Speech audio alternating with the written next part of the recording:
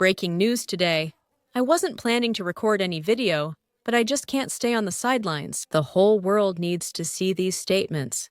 Because literally, we're reaching a point where we won't even have the slightest bit of freedom left, and I consider it my duty to make sure this information reaches as many people as possible. In fact, I already shared this on my Telegram channel.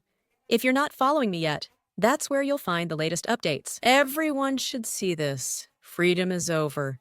Welcome to 1984. The leader of Germany's AfD, Alice Weidel, says it bluntly, and I quote, "The chat control planned by the European Union is an absolutely totalitarian project. It means the real abolition of digital privacy," Weidel warns. Right away, I'm going to play you her exact statements, where she speaks, dubbed into Spanish, and exclusively because my team prepared this, and if it weren't for us, these statements simply wouldn't be available in Spanish. I can't even imagine, hardly anywhere.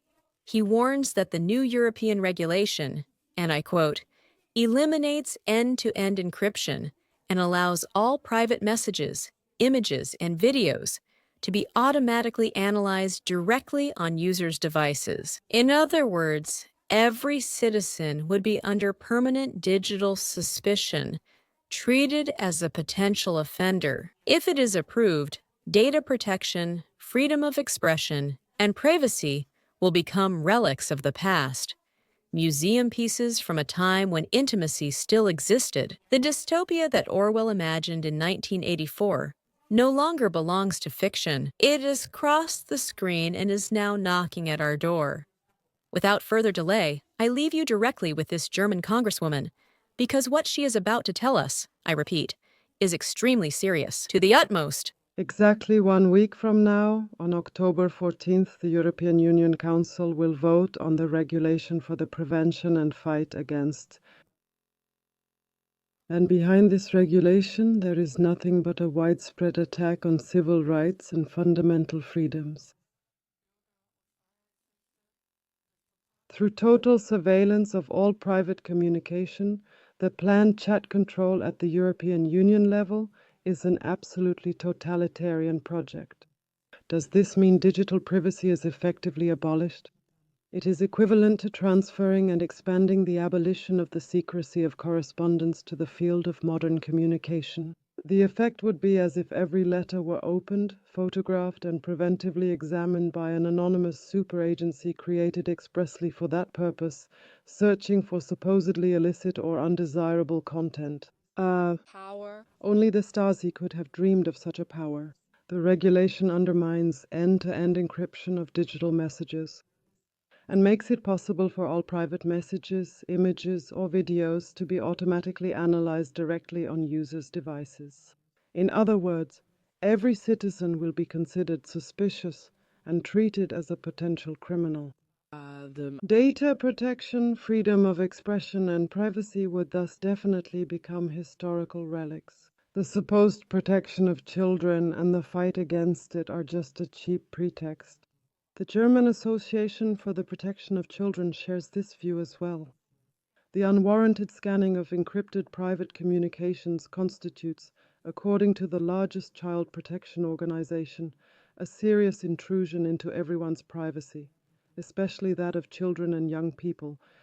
For the stated purpose, chat monitoring is not only disproportionate but also ineffective. Criminals already use offline channels or so-called dark rooms for their illegal activities, which would not be detected by mass surveillance of private digital communication. Clearly, other objectives are being pursued here. Once such a tool is established, the step towards a digital dictatorship of thought will be very close. First, private conversations and correspondence of all citizens will be indiscriminately scanned in search of collective evidence. Afterwards, in search of content arbitrarily defined as politically offensive, what they call speech of hate, insults to politicians, hate and incitement, criticism of all kinds of government narratives. The notorious propensity for error of intelligence tools opens the door to arbitrariness, intimidation, and the terror of opinion. A strong resistance is rising against these totalitarian plans. The service. Signal messaging service is threatening to withdraw from the European Union market if chat control is enforced. Lawyer associations and journalists, information technology experts, and an open letter signed by scientists from 34 countries warn about the creation of a monster uncontrollable threat to drown civil rights and freedoms under giant mountain of spied data. the control Chat control paves the way for a sweeping regime, of surveillance. digital, which degrades the citizen to a puppet of supranational bureaucracies. And that's what we don't want. And if that weren't enough, of course, she's not the only one, not by a long shot. In fact, the owner of Telegram himself, Pavel Durov, wrote exactly these lines on his 41 Saint birthday. I'm turning 41, but I don't feel like celebrating. Our generation is running out of time to save the free internet that our parents built for us. What was once the promise of free exchange of information is becoming the ultimate tool of control. Countries that were once free are introducing dystopian measures, like digital IDs in the United Kingdom, online age verification in Australia, and mass scanning of private messages in the European Union. Germany goes after anyone who dares to criticize officials online. The United Kingdom is imprisoning thousands for their tweets. France is criminally investigating tech leaders who advocate for freedom and privacy. A dark and dystopian world is approaching quickly. While we are asleep, our generation risks going down in history as the last one that had freedoms and allowed them to be taken away. We have been fed a lie. They have made us believe that the greatest struggle of our generation is to destroy everything our ancestors left us: tradition, privacy, sovereignty, free markets, and free speech. By betraying the legacy of our ancestors, we have set ourselves on a path toward moral, intellectual, economic, and ultimately biological self-destruction. So no, today I am not going to celebrate. I am running out of time. We are running out of time.